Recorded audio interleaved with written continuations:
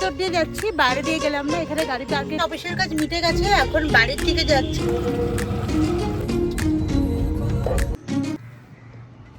Hello everyone, good morning. জানি আজকে ব্লগটা শুরু করলাম। আমি পিয়ালি স্পেশাল চ্যানেলে সকলকে স্বাগত জানিয়ে আবার একটা নতুন ব্লগ নিয়ে হাজির হয়ে গেলাম।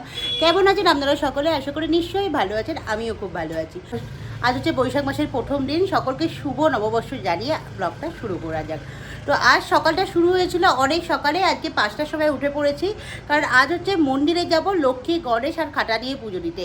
কারণ প্রতি বছর পয়লা বৈশাখ আমি খাটা, লক্ষ্মী, গণেশ পুজো দিতে যাই।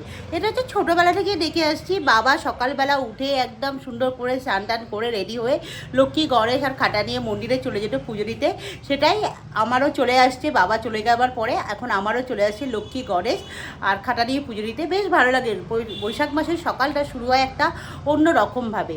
আর বাঙালির নববর্ষ, যতই নিউ ইয়ার বলে করি না কেন আমরা জানুয়ারি মাসে, কিন্তু বাঙালির এই নববর্ষটা একটা অন্যরকম ফিল হয়। বাড়িতে নিত্য নতুন রান্না, পুজো দিতে যাওয়া, ঠাকুরের মন্দিরে দর্শন করা, তারপর হালখাতা করা, এটা আজকের দিনটা একটা অন্যরকম। ছোটোবেলায় তো প্রচুর হালখাতা করতাম, কিন্তু এখন তো আর সেসব হালখাতা হয় না, তো সেইভাবে আর হালখাতা হয় না। যাই হোক, যেটুকু হয় সেটুকুই ভাল লাগে। আর এখন এই লক্ষ্মী গণেশ পুজো দিয়ে যাব অফিসে গিয়ে ঠাকুর রেখে আসবো, আর সব স্টাফেরা আসবে, ওনাদের সাথে একটু গল্প করব, একটু বসে থাকবো একটু।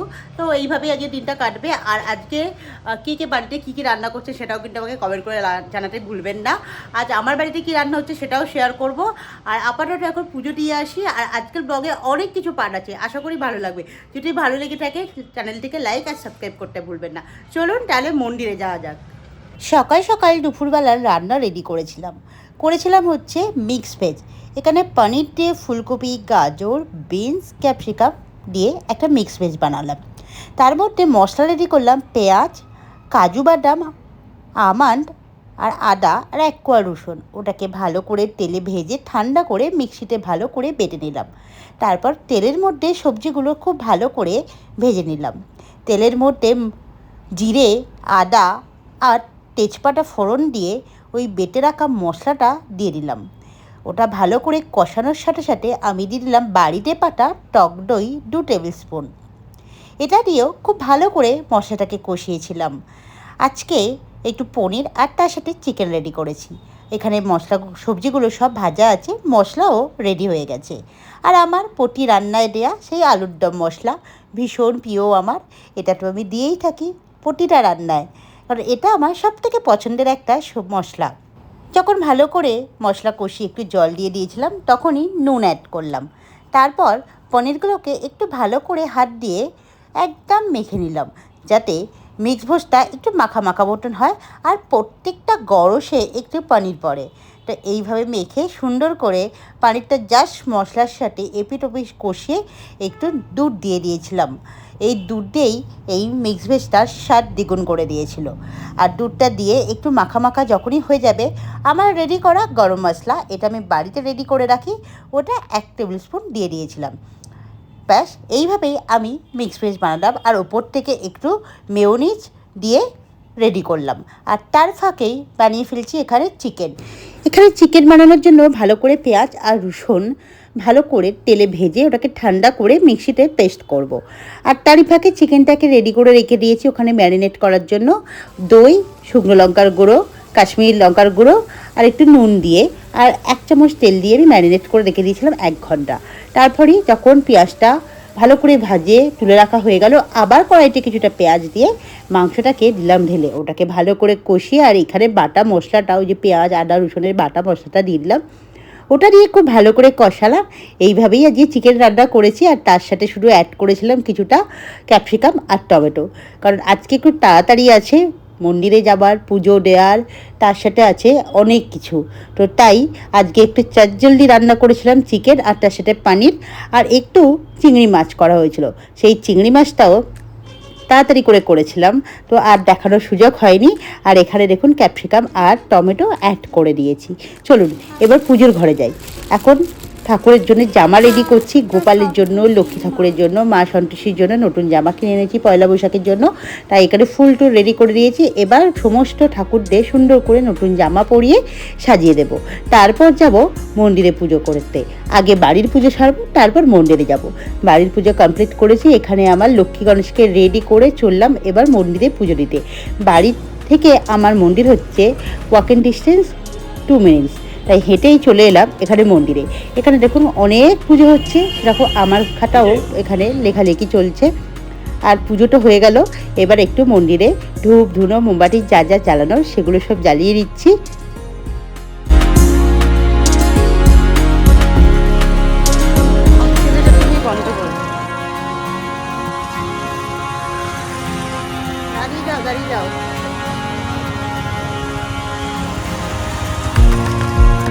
হয়ে গেছে, আমাদেরকে পুজো টুজো দিয়ে মন্দির থেকে নিয়ে এলাম। আমার পুজো হয়ে গেছে, সকাল সকাল মন্দির থেকে পুজো দিয়ে এলাম, বেশ ভালো করে শান্তি করে পুজো দিলাম।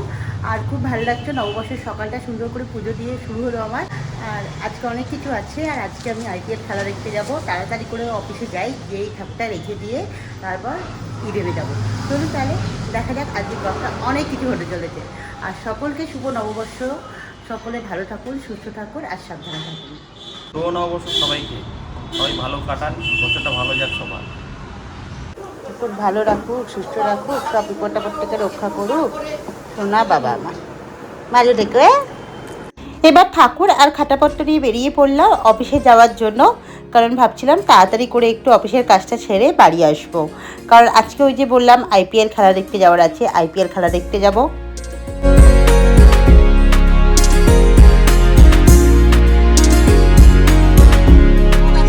জল কিনতে, কারণ জলের বোতল বাড়ি থেকে আনতে ভুলে গেছি।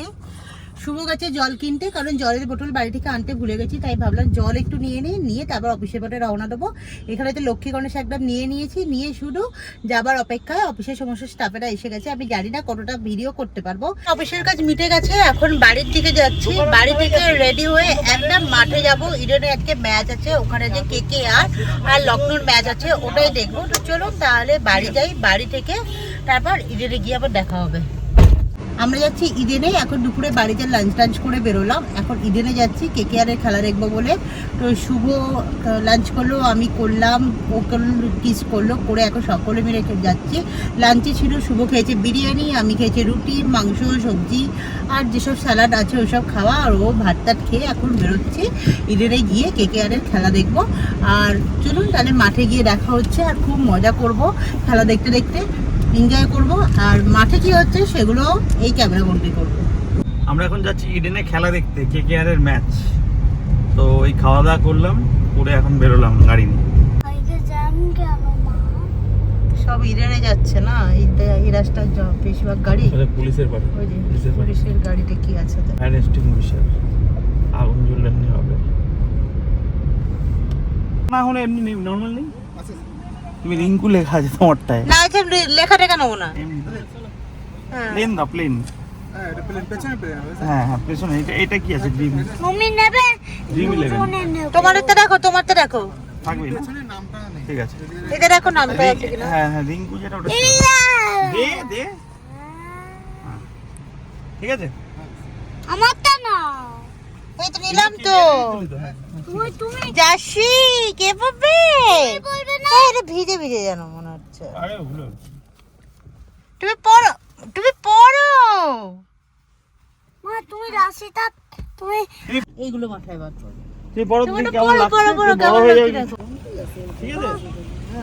ক্লাব ঠিক আছে, তোমার বড় দিয়ে ছোট নিলাম, বুঝতে পারছি। ঠিক আছে তো? এটা নেবে না? ওটা নিয়ে কি করবি? কত করে গো? ওটা এরকম করে ওটা নিতে হবে, ওটা লাগবে না। ওইগুলো ইন্ডিয়া রাশি।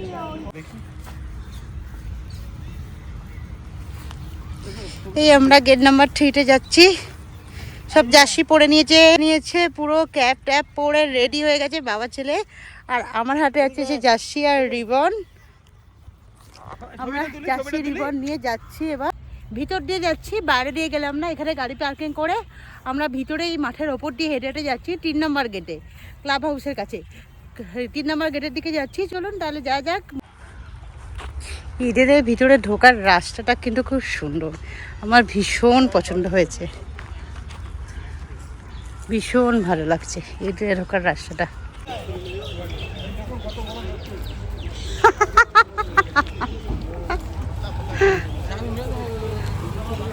চলো চলো ঠিক করে দেখে চলো।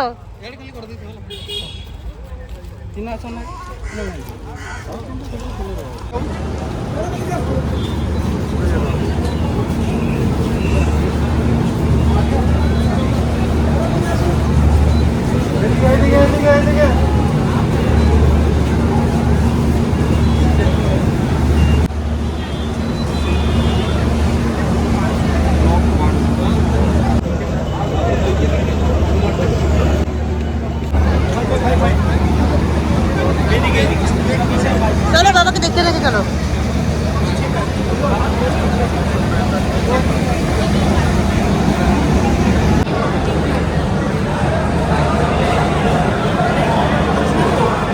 জলের পাউচ দিচ্ছে? হ্যাঁ পাউচ দিয়ে নাও, বোতল এলাও না তো।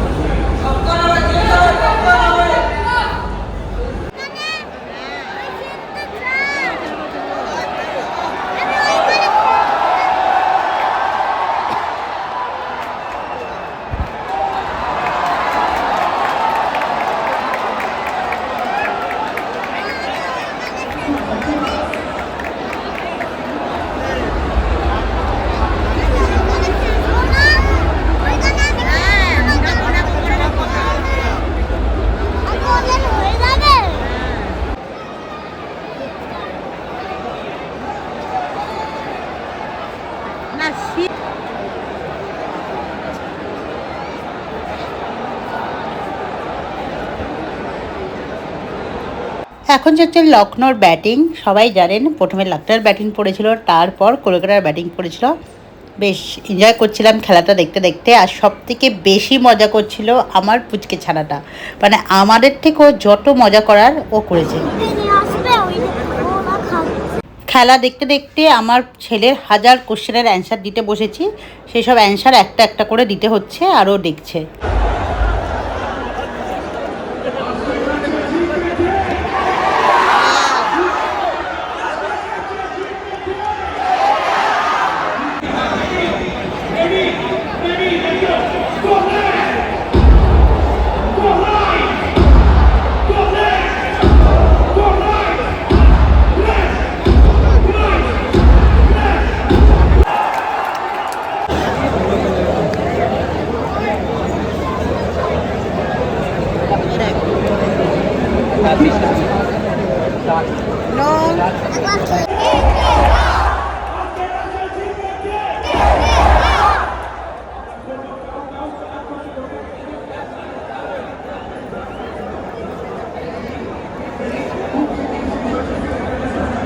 এখানে লখনৌর ব্যাটিং শেষ হয়ে গেছে, এবার মাঠটাকে সুন্দর করে ক্লিন করে দিচ্ছে, আর আমরা ততক্ষণ বসে আছি যে এরপরে কলকাতার ব্যাটিং শুরু হবে। আর মাঠের দু সাইডে এখন প্র্যাকটিস চলছে, সেটাও দেখছি। টিভিতে যতই আমরা দেখি না কেন, এই মাঠে মানে গ্রাউন্ডে বসে দেখার একটা মজাটা আলাদা। কলকাতা নেমে গেছে ব্যাটিং করার জন্য, চলুন এবার খেলাটা এনজয় করি, কলকাতার খেলাটা।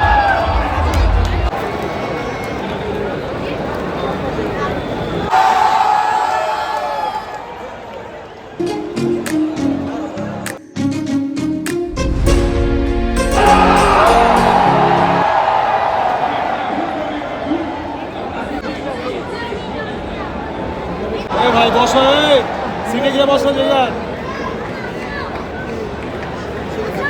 খেলা শেষের পরে ইডেনের বাইরে যখন বেরোলাম, দেখলাম এরকম অসংখ্য হর্ষের ওপরে পুলিশ বসে আসছে। থমকে কিছুক্ষণ দাঁড়িয়ে পড়লাম কি করছে দেখার জন্য।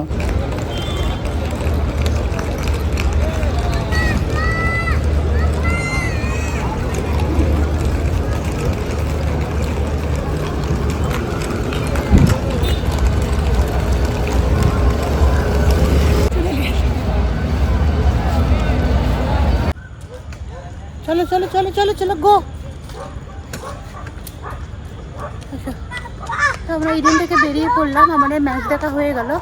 বেশ খুব মজা করলাম আজকের দিনটা, এইভাবে খুব এনজয় করলাম আজকের দিনটা।